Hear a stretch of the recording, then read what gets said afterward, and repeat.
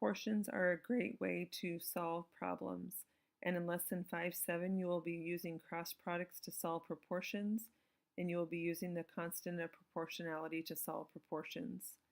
The essential question for Chapter 5 is how can you identify and represent proportional relationships? In the middle of the page on page 218, make sure to fill in the key concept, property of proportions. The cross products of a proportion are equal. And then you have some blanks to fill in on the symbol representation of proportions. You have two definitions for Lesson 5-7.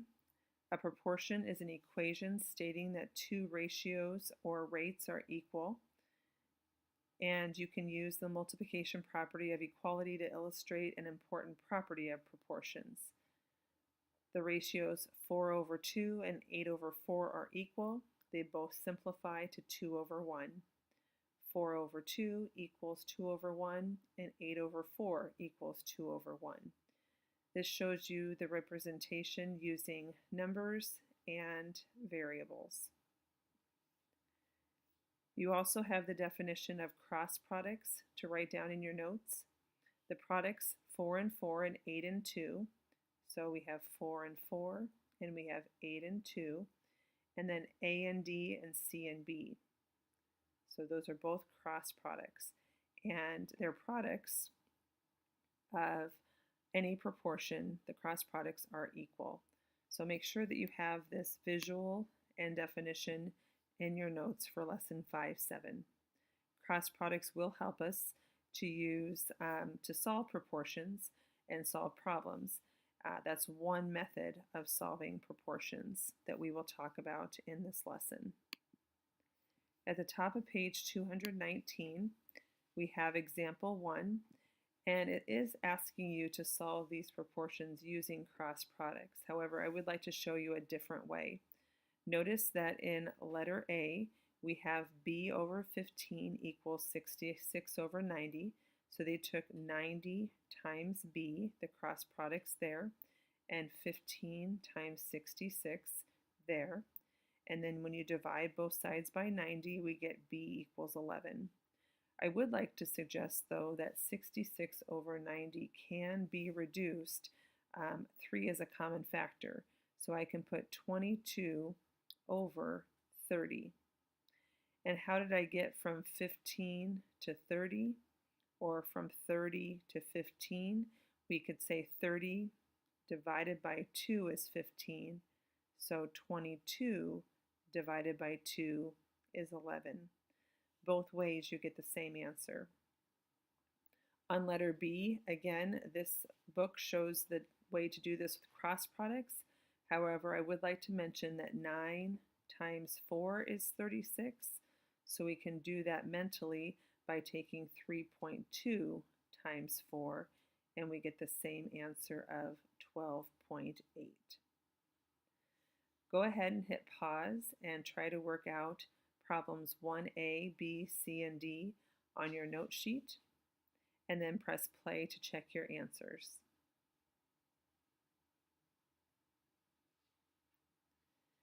For 1A, you should have gotten 1.4.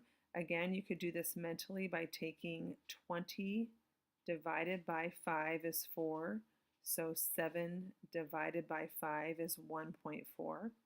Or you could use cross products. 28, 7 times 4 is 28, equals 20 times x, 20x, and then divide by 20, divide by 20, and you get the same answer of 1.4. In 1B, again, you could use the cross products, but I might suggest that you reduce 7/14 to 1/2. 2 times 6 is 12, and 1 times 6 is 6. The answer is C equals 6. For 1C, we have the cross products of 34 and T. 34T equals 50 times 6.8. There will be times that you use a calculator with these proportions to solve them. So I have 6.8 times 50 which equals 340. And then when you divide by 34, you get 10. So again, we will be talking about solving proportions with a calculator, mentally, and then also using cross products. So please go ahead and familiarize yourself with all three of those methods. T equals 10. And in the last problem here, we have cross products. Again, you can set up that proportion and then divide. In this case, m equals 7. In example 2, we're talking about solving problems using proportions. So we're moving into a story problem situation where you're setting up a proportion to solve the problem. In the example 2 at the bottom of page 219, we have Alicia's class making care packages for a local shelter. They can make 8 care packages with 240 food items, and then how many care packages for 500. So we have 8 care packages, 240 items, how many care packages with 500 food items. We could cross multiply and divide 8 times 500 and 240 times x, but again, I'm going to suggest using the simplification method of 8 goes into 8 once, and 8 goes into 240 30 times. Once we've reduced it, now we can think about how do we get from 30 to 500. And even if it's not one that you can do in your head, at least we have made the numbers a little bit more manageable to work with, so that when we cross multiply, we get numbers that are just easier. So I have 30x equals 1 times 500. And when I divide both sides by 30, I can cross off a common 0 and get x equals 50 over 3, which I know is 18.6 repeating. Okay, so I believe the answer is 18 2/3 packages. 16, I'm sorry, I said 18. It's 16 2/3. You could write that 0.6 repeating, but it actually says how many care packages can they make? Well, they can only really make 16 care packages because that 2/3 would not complete the next one. So using proportions to solve problems, again, a great strategy. Lastly, on page 220, we have one more problem, the example 3, and it's again just using a story problem to set up a constant of proportionality or unit cost, which we talked about in a previous lesson. And then once you find that constant of proportionality, you can use that to solve the additional problems. So we talked about this equation y equals kx, and that's going to tell us the constant. Okay, we also talked about a direct variation.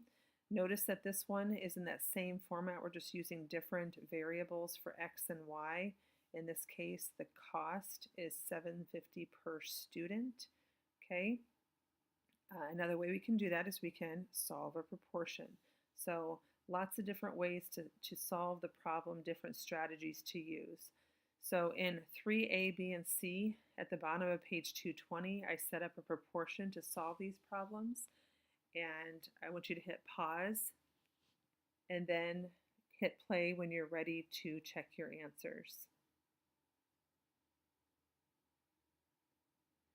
In 3A, we have 49:45 for 5 DVDs. That's my first ratio there. We could find the constant of proportionality by just dividing that out and then multiplying it by 11, or we can use this proportion that I have set up here. Once I bring up my calculator, and that's a valid method to use when you're solving proportions, I can take 49.45 times 11 and then divide it by 5 to get $108.79. I could also just take $49.45 divided by 5 to find out how much one DVD cost, and then multiply that by 11 to get 108.79. So the answer to 3A should be $108.79.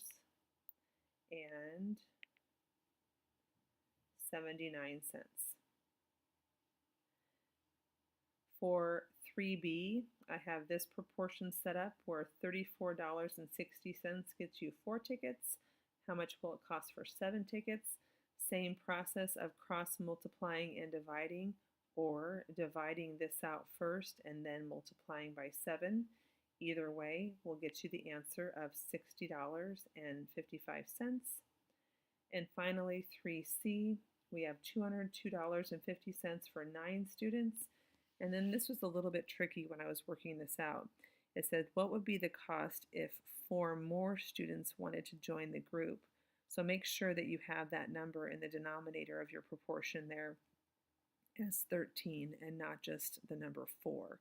So when you cross multiply and divide, or divide this out to find the unit rate and multiply by 13, you get the cost to be $292.50.